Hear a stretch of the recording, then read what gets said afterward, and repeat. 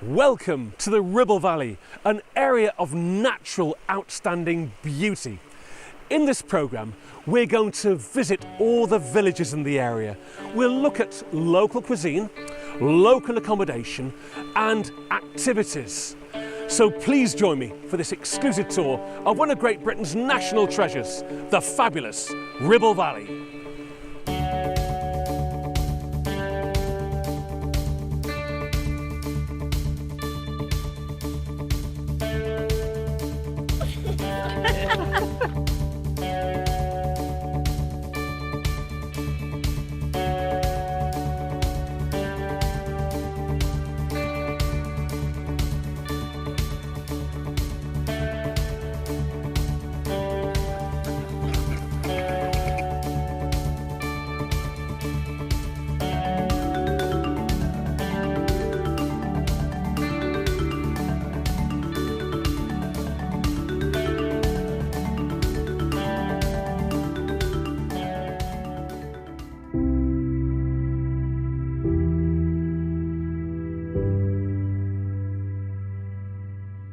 Here I am at Langdon Brook.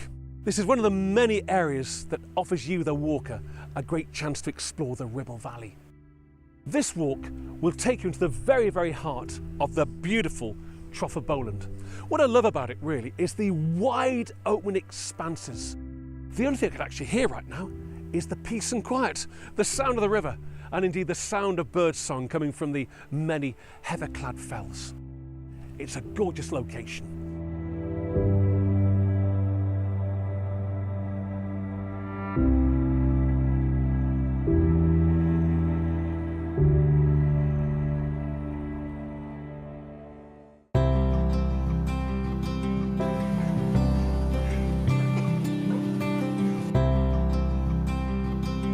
Welcome to the beautiful hamlet of Dunsop Bridge, situated on the banks of the River Hodder.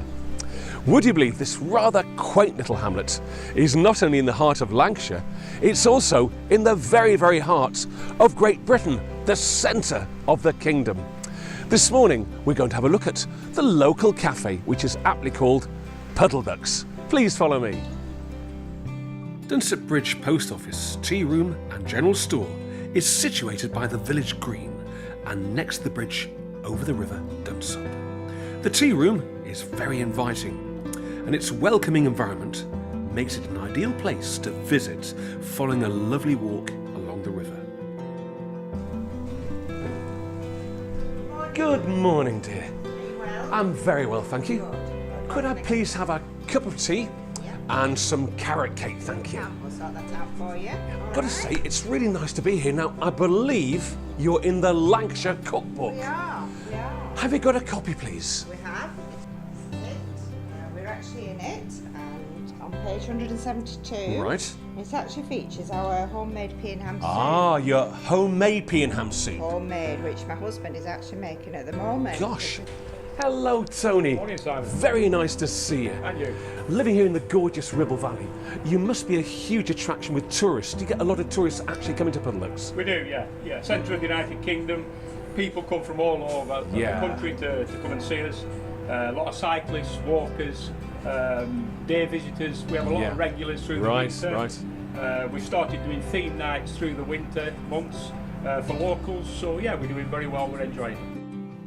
Puddle Ducks serves renowned, mouth-watering homemade food.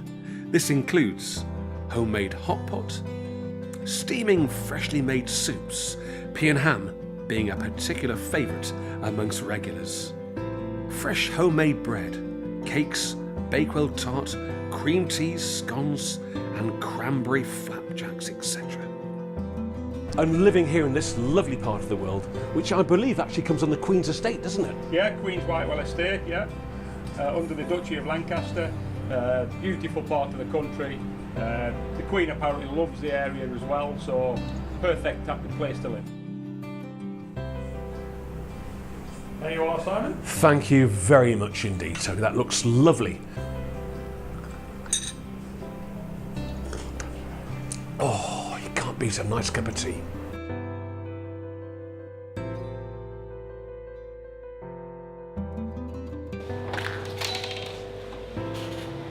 The village store is full of unique souvenirs of the area, as well as the basic essentials for locals and everyday items for the visitor. It also stocks good quality locally made ice cream, including Uncle Bob's from Chipping and Mrs Dowson's Clayton Dale, delicious on a Sunday afternoon. Now, I've come all this way. It would seem a terrible shame not to actually buy some duck food and feed the famous puddle ducks outside. It would indeed. Would you like one bag or two? One please, dear. Just one for now. Thank you very much indeed.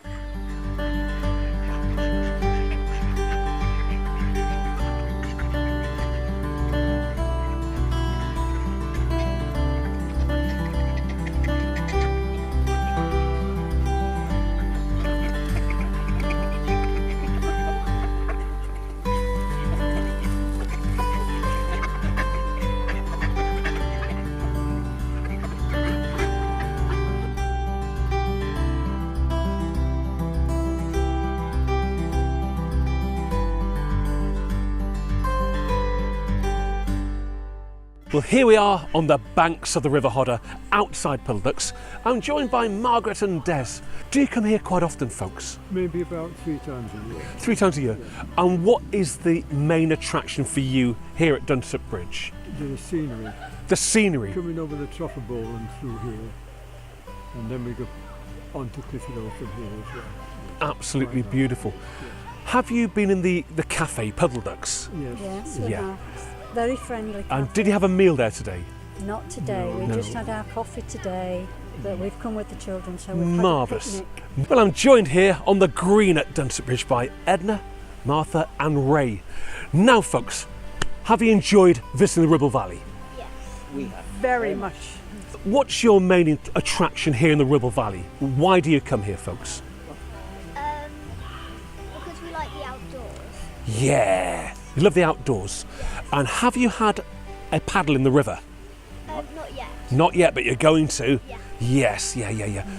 So the Ribble Valley, Edna, what really attracts you to come here then? Like Martha says, the outdoors. I just love to be outside. The scenery, the wildlife, the accessibility of it all. Yes. And what's round the next corner. So in the centre of the United Kingdom, an area of outstanding natural beauty, and with Janice. Now then, Janice, my dear, what makes Dunsop Bridge special for you, dear? Well, it's got fantastic walking areas. In every direction you go, there's somewhere nice to walk. You can have a flat walk by the river, quiet, peaceful, or you can get into the fells. There's something for everybody. They want a quiet walk, or they want to tax themselves a little bit, get into the hills, or any length they want to do.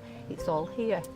Well, we're here on the green at Dunsop Bridge. You never know who you're going to meet in the Ribble Valley, but I'd like to warmly welcome onto the programme Mr Mel Dyack, MBE. Thank you. Mel, great to see you. Oh, it's great to see you as well. Mel, I've got to ask you, what's the attraction of Dunsop Bridge for you? That's the scenery, the beautiful stream, the ducks. Oh, and a wonderful cafe, Puddle Ducks.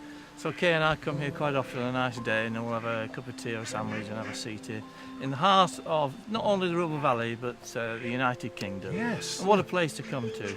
And I genuinely think what you're doing and your colleagues to promote the Ribble Valley is wonderful. It's a forgotten part of the world, and I think we do need more tourists, need more people to come and enjoy this area. Yeah. And what better than this lovely scenic village green. Yeah. Beautiful. Yeah.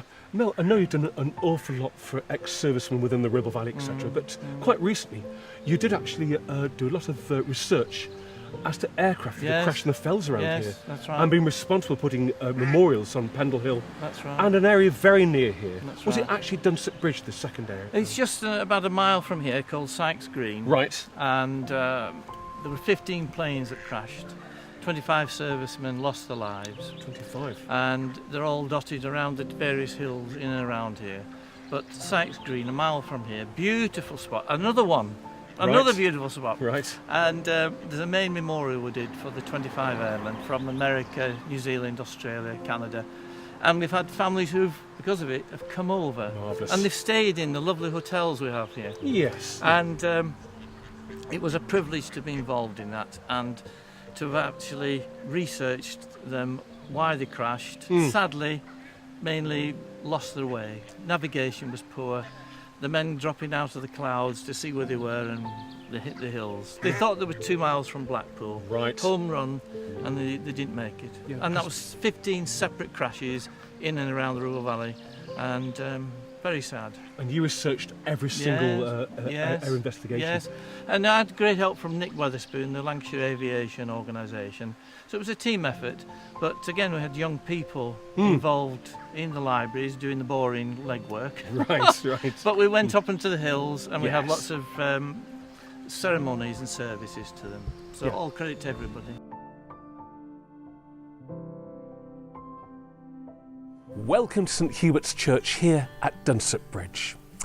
This rather gorgeous church was built with the proceeds of a fantastic win at the 1861 Epsom Derby, when the Townley family put a horse called Kettledrum into the actual derby itself. It's said that the horse had never been raced before and had no form. Peregrine Townley took Kettledrum down to Epsom, and he had a bit of a cunning plan, really.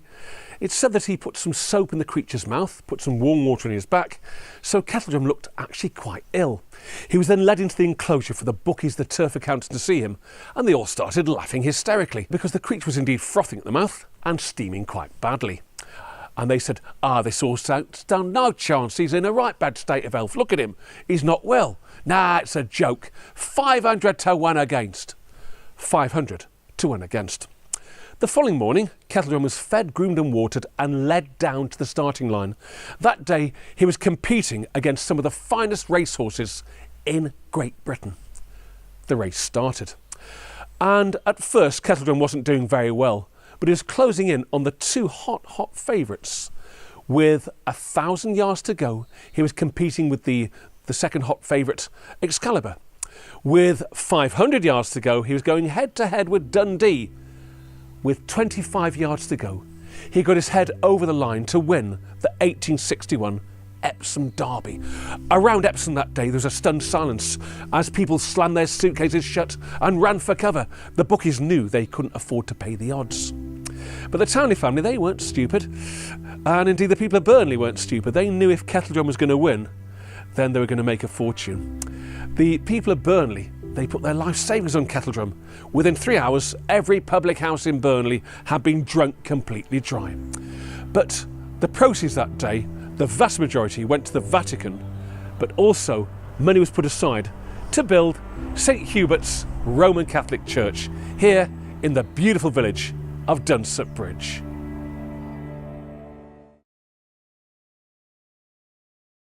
We hand make over 30 unique fragrance candles at Melt, individually perfected over an 18-year span.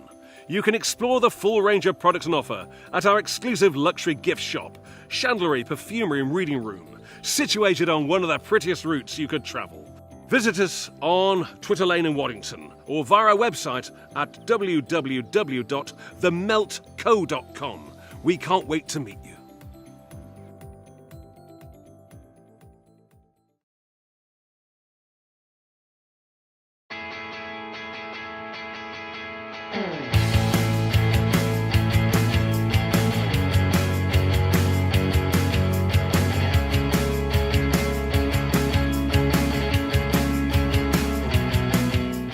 We're at Inch Perfect Trials in Whitewell, and we're the owner of Inch Perfect Trials, fantastic Matthew Alp. Now Matthew, a lot of questions going to ask you. How did you start this business? Well, basically, I finished top 10 in Britain when I was 16. Right. And I started doing the trial displays when I was 17. I got the wagon and all the gear and progressed and did 10 shows the first year, 15 shows a year after. Left my full-time job as a Honda quad bike mechanic. Right. And then started off with one bike and just built up over the years.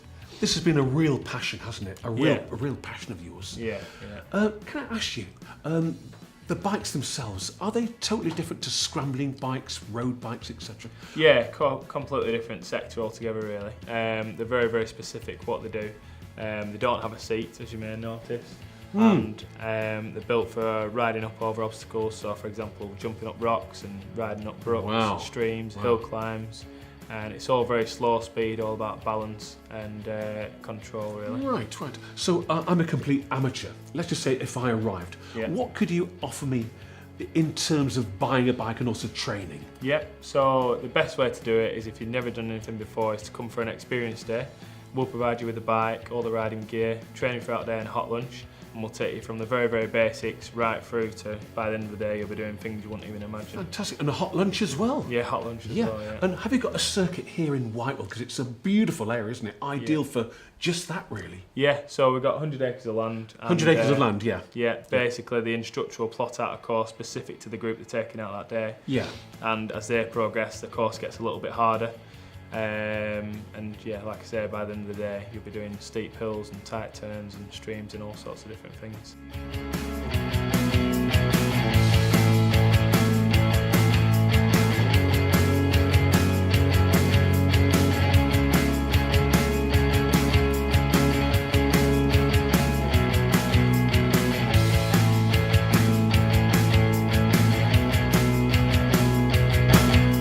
So Matthew, obviously you have here in stock everything you'd associate with trail biking.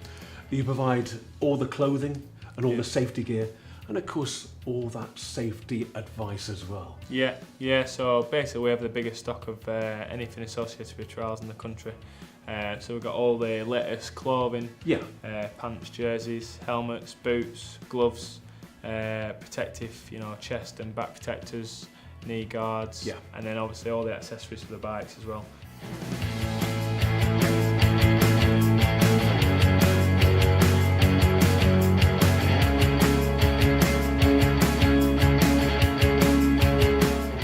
Now Matthew, tourism, first of all, does it mean a lot to you personally? Yeah, absolutely, yeah. It's great to see people from all four corners of the country and all over the globe coming up into Whitewell in the Ribble Valley to come for an experience day and see what it's all about. Yeah. Now, when you say tourists, they come from all over the country, all over the world. What age groups are they? Well, we can cater from ages sort of 4 years old with their own bikes. 4 years old? Yeah, right through to, I think, the oldest gentleman I was in his 70s. Right. So it's very much a family event you can offer them? Absolutely, yeah. Yeah, we often get full families, mum, dad, daughter, son. They'll all come for a day out, and it's one of them days you remember for a long time. I'm sure. So the local campsites will contact you and they'll telephone and book a day with you. Yeah, and we also have links with the nearby hotels and restaurants and B&Bs like Red Pump and Inn at Whitewell, and we have some special deals as well with some of them. Fabulous. So. And in terms of tourism, I know you've done very well tourism awards-wise, haven't you? Yeah. How many awards have you won tourism-wise? I think we've got 2 or 3 different tourism awards over the years. Right. With the Ribble Valley Business Awards. Marvellous. Yeah. So you've contributed lots to the local economy as well. Yeah. We do. We get a lot of people from all over the place coming, and obviously that benefits everyone really. Yeah. I think it's a great way of getting to know the area as well, isn't it? Yeah, really? absolutely. And having a bit of fun, because this is a very unique activity, isn't it? Yeah. And ideal for tourism as well. Yeah, ideal. It's very good for your fitness as well. It's, it's full body workout. Sure. So 70-year-olds to 5-year-olds. Yeah. Marvellous. Right. Absolutely marvellous.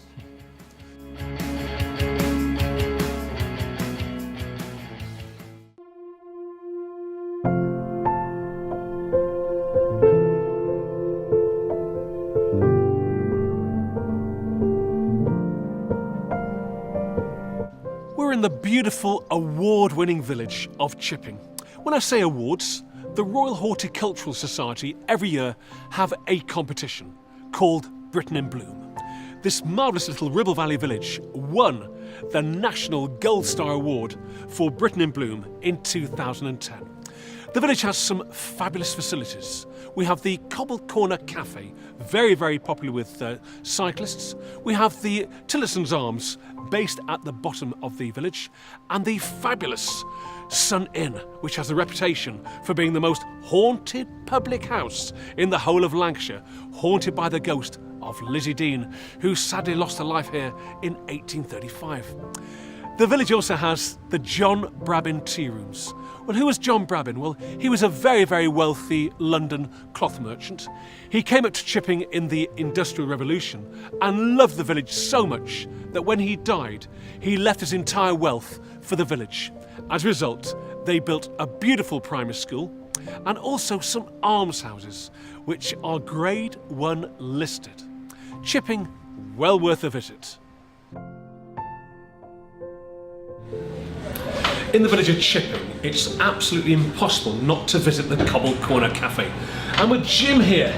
Now then, Jim, how long have you been working here at the cafe? Well, I've been here we've been here as a family maybe for about 10 years. Yes. Jim, I must ask you, do you feel the Ribble Valley is a great tourism destination?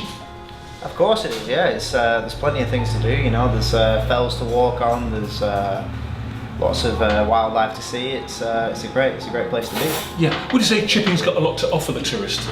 Yeah, I mean, as you can see, like outside, we've got parlours in the fells up there, and there's always good ale to be sampled as well. You know, in Chipping, it's a great place to be.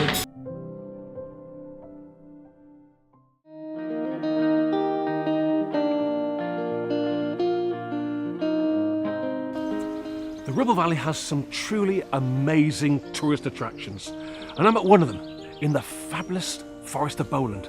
This is Chris Bailey. Now, Chris, how would you describe your business? What's its title? It's Bowland Wild Boar Animal Park. Right. And as its title says, we have wild boar here and lots of other animals here. Yeah. How did you come up with this idea of having a wildlife park? Well, it was mainly my parents' idea, my father. My father's been a pig farmer for over 40 years. Right. I took over the family pig farm in the mid-90s. And got to the late 90s and pig farming, as all farms sort of went downhill and we were struggling to make any money. And right. So my dad actually got a few wild boar as a hobby to start off with. Yeah. He was sort of like going to start retiring. So we decided to diversify and put these wild boar in a little paddock and thought made a little car park and let people come down and view the wild boar. It's quite a unique business really, and obviously a big hit with tourists. A big hit with tourists, yeah. I think wild boar are very unique, especially in Lancashire. Right. But we do have lots of other animals as well as the wild boars. Yeah, I believe you've got some meerkats as well, haven't you? We have meerkats, yeah, very popular from the advert, yeah. Yeah. The big hit of the meerkats, yeah. Right. And are you planning on extending the park? We're always trying to do something different, and we do have a lot of repeat visitors. So we're trying to get different animals in each year and extend the play area, or I mean at the moment now we're sort of 17 years in, right, and everything was pretty new when we first started, so things are starting to go you know, downhill a bit, so we're having to, you know, repairing fences and that sort of thing, so that's where the money's going at the moment. So Chris, do you remember that first year? What sort of visitors would you get, and how many do you get nowadays in 2017? The first year we've got a derelict barn just up here that we've converted into the cafe. That wasn't converted when we first opened in '99. We had a little car park. There were just a picnic bench and my dad sat on it all weekend, and we probably had 50 or 100 in the first year visitors. Yes. And as we've got more animals and kept extending the car park, then we made the cafe, and now we're up to about 35,000 visitors a year. So Chris, the park is obviously quite gorgeous really. Big hit with tourists, big hit with visitors, but I believe you also offer camping facilities. Can you try and explain that to me, please? Yes, we have 5 camping pods. Camping pods? What's a camping pod? It's basically like camping without the tent. Right. So they are like wooden huts. Yeah. A bit like the glamping pods. There's nothing in the pods at all. Right. So like I say, it's just like camping without the tent. Yeah. Just a wooden floor. Yeah. There's no electric or anything there. Right. There is plugs in them, but we're not actually wired them up because we do struggle with electric. Right. You know, as I mentioned before, we do produce our own. But there's a toilet and shower block up there, which is quite nice. How many people to each pod? Between 4 and 5 in each pod, depending how. Probably you should get 4 adults. Right. Certainly 2 adults and 2 children comfortably. Yeah.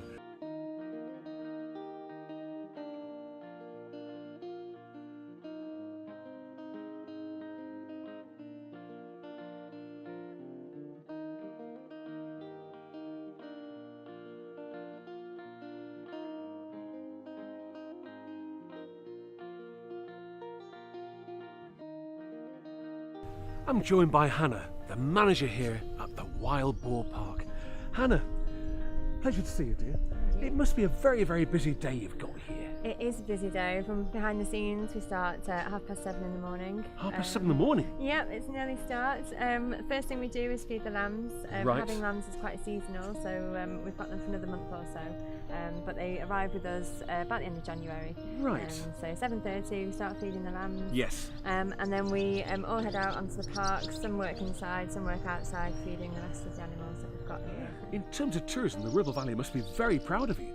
I think so, yeah. I mean, I only moved to this job in January, so I'm still finding my feet in the area, but a lot of people further afield have heard of us as well. I mean, my husband's from Darwin and they've heard of us. Yes. And, we're slowly getting the word out there, particularly on platforms like social media. Yeah, because it is a unique package you offer, isn't it, really? It is. And I can understand why the children love it as well, really. Yeah, it's something for everybody. Yes. Well, primarily for children, but we've got other things for grown-ups as well. I mean, we've got a lot of woodland walks. There's a wild boar walk as well. Yes. For children, we've got the play area and the hands-on animal things. But we do a wild boar walk at 11:30 and 2:30. We do a big tractor ride that's for adults and for children at 1 o'clock and 3 o'clock. Yeah. So. What's the wild boar walk like? Do you supervise that one? I do, yes. Yeah. It's guided, so we do stop along the way and talk about what we can see and inform people about the animals. But we walk through the wallabies and we have a look at Arthur. He's our albino wallaby. Right. He's really friendly. He's used Yes. to humans, so he'll come up and we feed him. And then we walk down by the river. We're lucky enough to be by the river Hodder, so it's beautiful down river. there. Gorgeous river, Yeah. Yeah, can I ask you, have any of the wild boars actually got names that you've named? We do actually, yeah. Right. Yeah, we've got we had a big male called Jeffrey. Yeah. And we've got some females. We've got one of the breeding sows. She's called Mrs. Hippo, because she loses all her hair in the summertime. Right, When she's right. bathing in the mud, she looks like a hippopotamus. They're very, very well looked after. Yeah. Hannah, I've got to say, it's been an absolute pleasure talking to you. And you, Thank you ever so much. You're welcome, thank you. Thank you.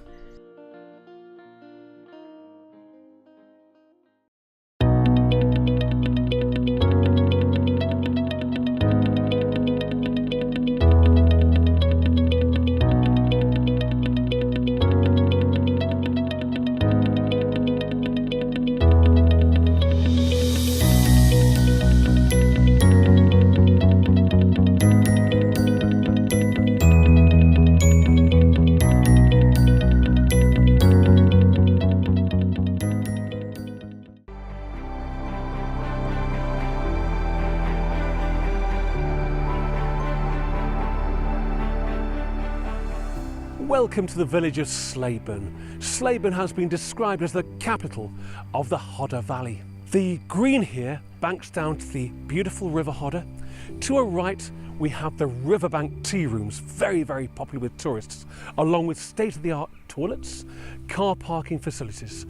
Up in the village, you will come across a beautiful old inn called the Hark to Bounty. The Hark to Bounty has its own bedrooms for bed and breakfast, etc., and also is well known for its quality meals. Across the Hark to Bounty, you'll come across the post office. You'll also find, for those of you who do like a good walk, the youth hostel, very, very popular with walkers. Slaburn is quite unique, really. It is actually privately owned by the King Wilkinson family, and their family have owned this village dating back to medieval times. Slaburn is well worth a visit.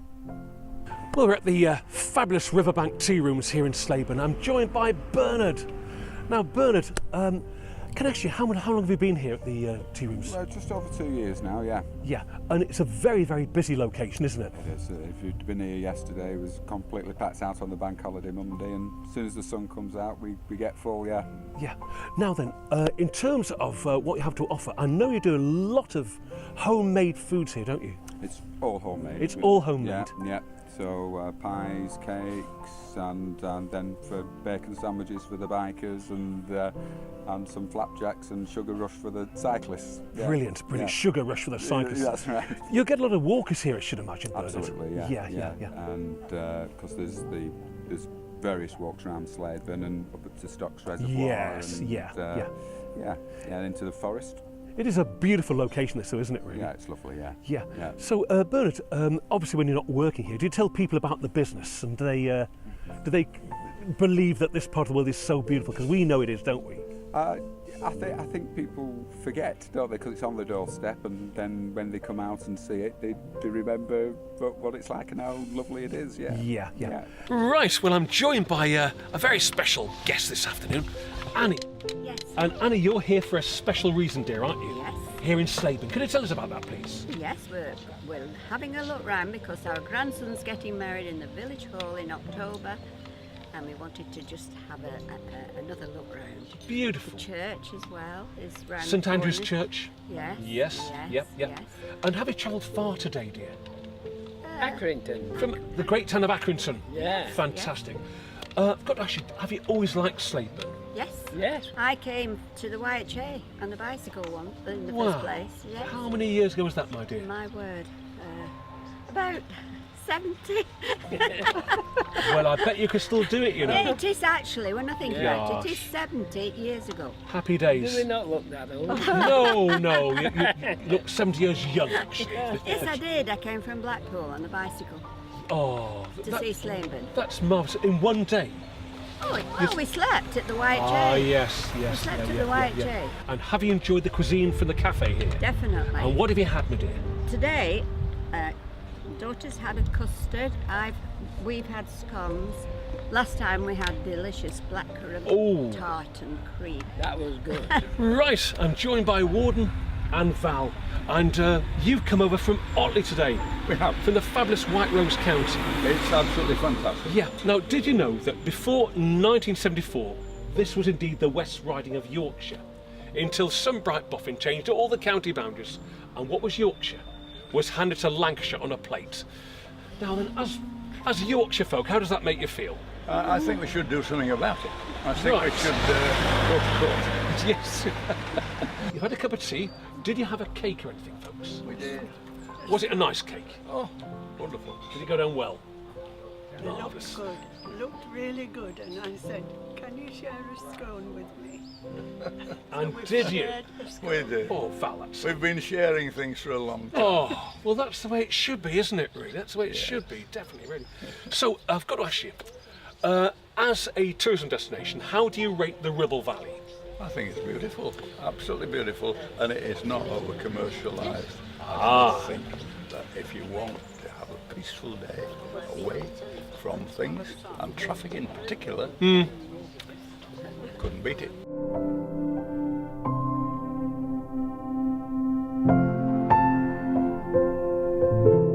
Stocks Reservoir is the largest fly fishery in the northwest of England. It has 4.5 miles of fishable shoreline and 350 acres of open water. Situated at the head of the Hodder Valley, in an area of outstanding natural beauty, Stocks Reservoir has a wild and unspoiled quality, the perfect place for a day's fishing.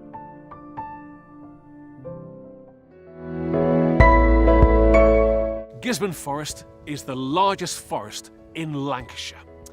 There's a variety of events you can attend and activities, not just cycling or horse riding or walking, but you can go on what's called the Gruffalo Trail, which seems very, very popular with families.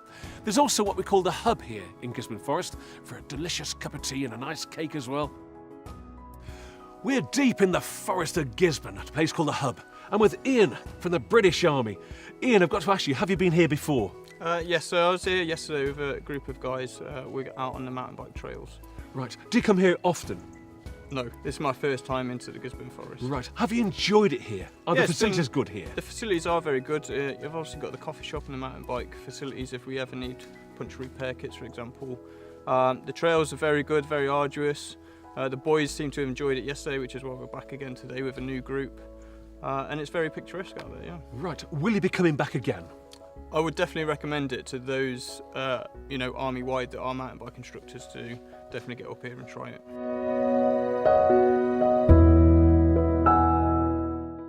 Well, we're deep in the forest of Gisborne. I've come across a lovely family here. We've got Lily, Ruby, Amelia, Jack and Mum. Now then, folks, what is your visit today for? The Gruffalo Trail. The Gruffalo Trail. And what's the Gruffalo Trail all about then? There's an app on your phone, and then throughout the trail there's things you've got to find and scan on the app. Right. And how long will the Gruffalo Trail last, do you think? A long time. About an hour. And you come specially for that. Now, what a gorgeous location. We're out in the open here, aren't we? What a great place to bring the kids, Mum. It is, yeah. Have you travelled far today? About half an hour. About half an hour. And would you recommend the Gisborne Forest for activities? Definitely, yeah. Yeah. It's a great location. We'll have a great time gruffaloing, folks. Thank you.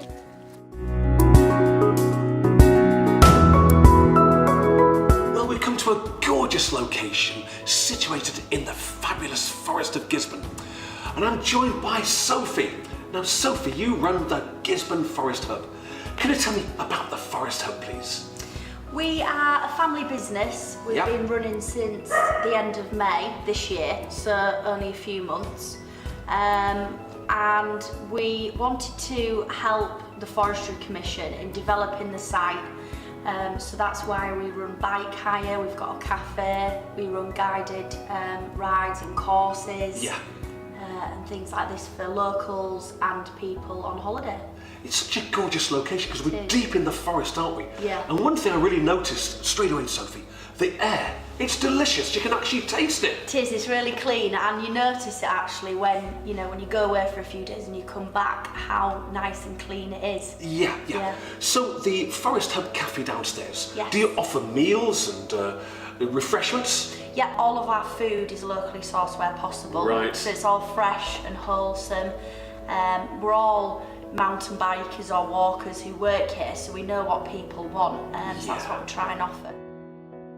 Gisborne Forest is a fantastic place to relax and unwind. Enjoy outstanding scenery on the many cycling and walking trails, and even a newly accredited dark sky discovery site in the heart of the beautiful Forest of Bowland. So my advice is come to Gisborne Forest straight away.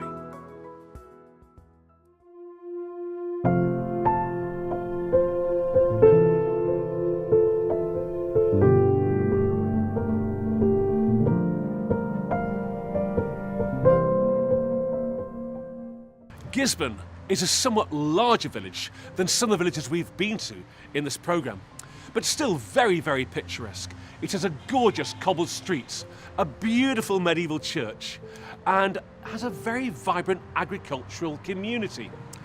Along with that community, you will find several places to stay and eat, but we're going to visit by far the most famous Italian restaurant in the Ribble Valley, the fabulous La Laconda restaurant. Please follow me.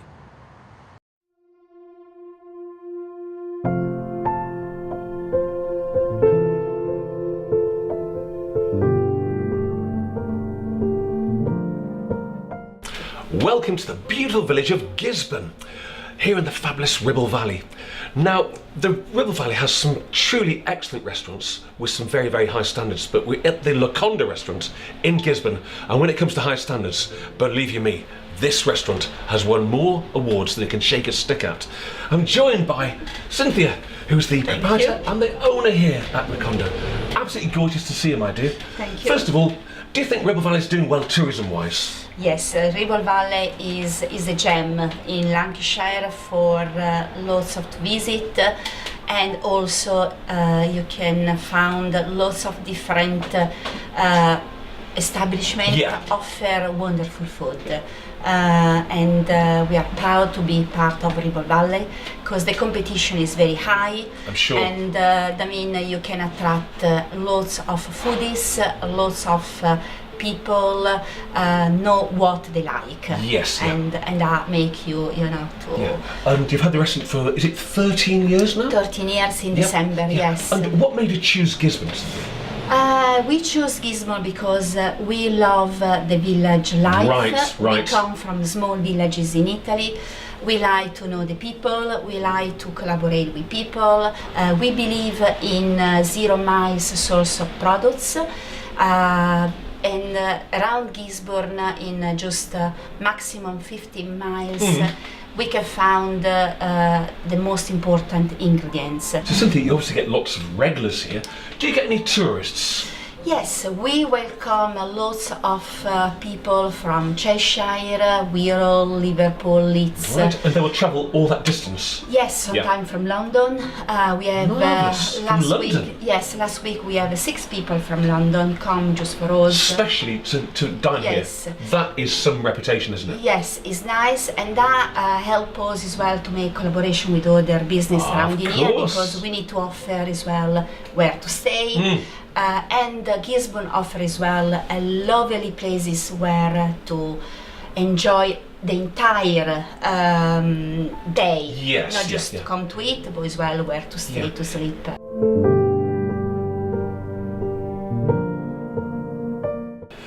Well, I'm joined by Dave and Anne. Dave, Anne, love to see you. Now, I believe you're regulars here at the Conda. Yeah, it's got to be our favourite restaurant, and we sort of have so many different places to go to in the Ribble Valley, and we think, well, in Gisborne, why travel out of Gisborne when you've got a restaurant like Laliconda? Fantastic. And have you got a favourite meal here? Do you try something different every time, or do you have a special favourite? We do try to, don't we? But usually I go for the frito misto, which is a mixture of calamari and prawns and whitebait.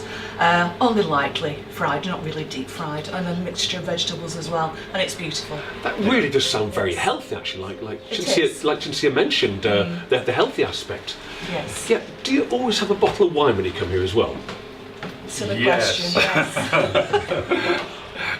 Yes. Sometimes we'll have a Prosecco, love the Prosecco, we have a good range of Proseccos. That's fantastic. And Montepulciano red wine, which is a really nice soft wine that I like, but Anne's more of a white wine drinker, so we'll probably share a bottle of the house wine is a fantastic wine as well, so we'll share a bottle of that. And it's not just the food, which is absolutely wonderful, it's the whole dining experience, from when you come in, the welcome that you receive, the decor, it's everything, and the staff are fantastic, attentive, everything is just superb, so you relax, you have these the fantastic meal, and everything is done for you, and and you feel like, as Cinzia would probably say, one of the family, or certainly an old friend. It struck me, and as soon as I walked in, how welcome you made, and how relaxed, and it's almost like unwinding, isn't it? You can just relax, but to have such excellent, shall we say, help with what to choose, and indeed to consume it is something else, really, isn't it? Yeah. I mean, it's a fantastic place. You talk about the awards. I mean, we were saying to Cinzia last week, you need to have a bigger restaurant for all the awards that you've got. And, I can believe that. There's no room for them. So, but as Anne says, it's such a welcoming place. It's a beautiful restaurant. Staff are so helpful and professional. And Cinzia will go through the menu with you if you're not sure what you want to. That really helps, doesn't it? You get expert advice, don't you, really, and made extremely welcome. Well, I've got to say, thank you for talking to us, and I think it's fair to say the Conda is an exceptionally good restaurant with a very, very good reputation.